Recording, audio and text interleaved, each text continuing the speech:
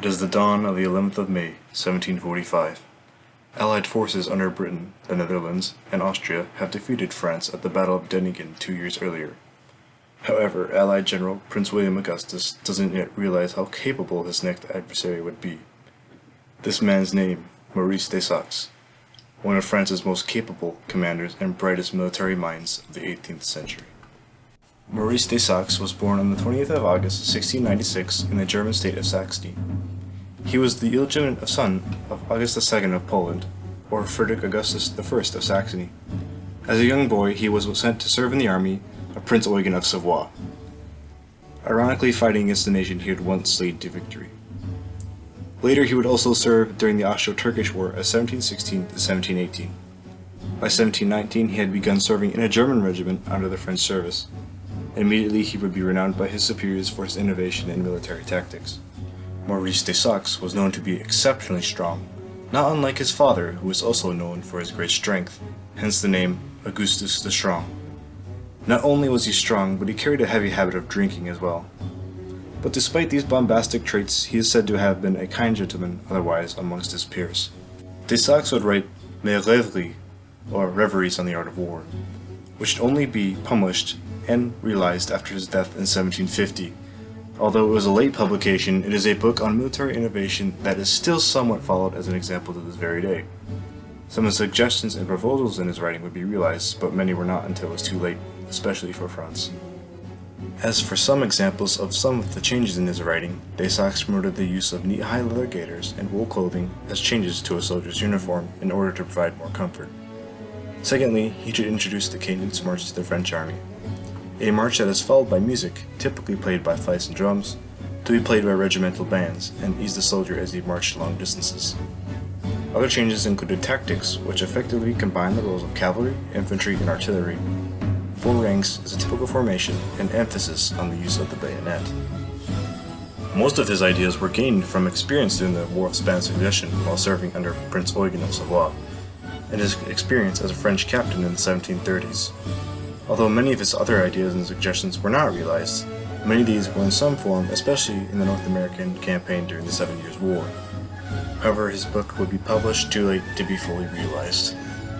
De Saxe would see more combat in the War of Succession. He would serve with such great distinction in his regiment that he would be promoted to lieutenant general by the end of the war.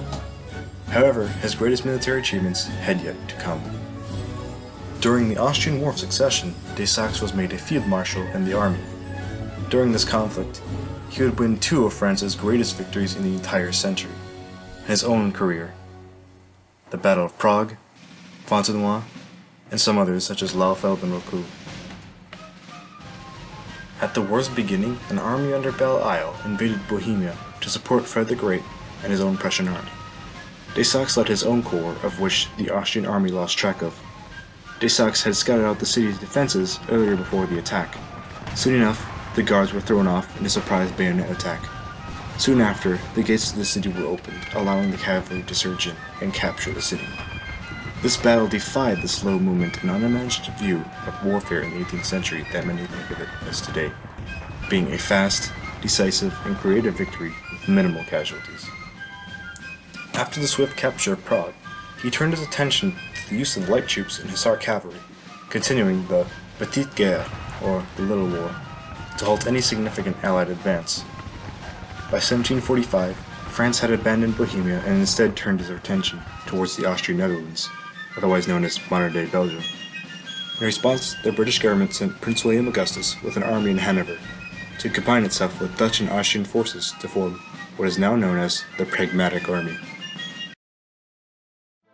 Marshal de Saxe began with feinting attacks against the Allies in Belgium, allowing himself to capture Tournai and gain good ground and dig in for the coming battles. Every inch of the Antoine area was covered in defenses, trenches, and favorable positions for the French.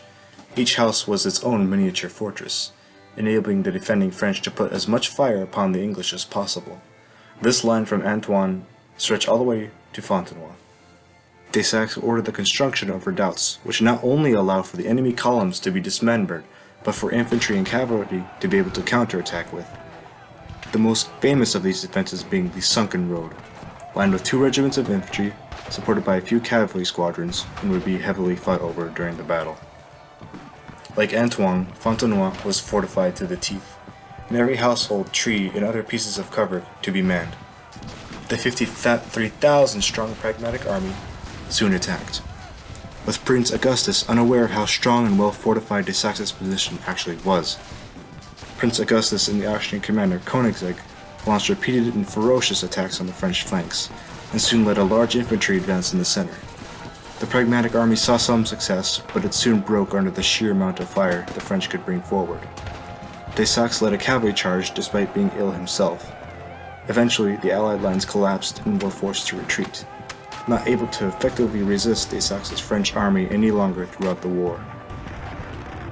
De Saxe would deliver several more blows to the Allies, and soon invaded the Austrian Netherlands. The war ended in 1748 and was the last great victories of the French monarchy until the American Revolutionary War. Napoleon stated during his career many decades later that the victory at Fontenoy may have been responsible for extending the monarch's reign for more 30 years.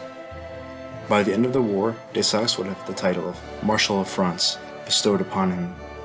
The only other men to have claimed this title before him would have been Claude de Villars and Marshal Turenne. However, in 1750, Maurice de Saxe would eventually lose his fight against the harsh fever and pass away. 7 years later, the French monarchy would engage in the 7 Years' War, which it would lose. It is up for debate if France would have performed any better had de Saxe been alive at that point. However, one thing is clear. Military leaders after de Saxe would follow his example. Though he is not remembered by many today, he left a great footprint in military innovation for the next centuries to come. Some may regard de Saxe as just a competent officer, but unlike Prince Eugen of Savoy, the Duke of Marlborough, or Frederick the Great of Prussia, he remained unbeaten.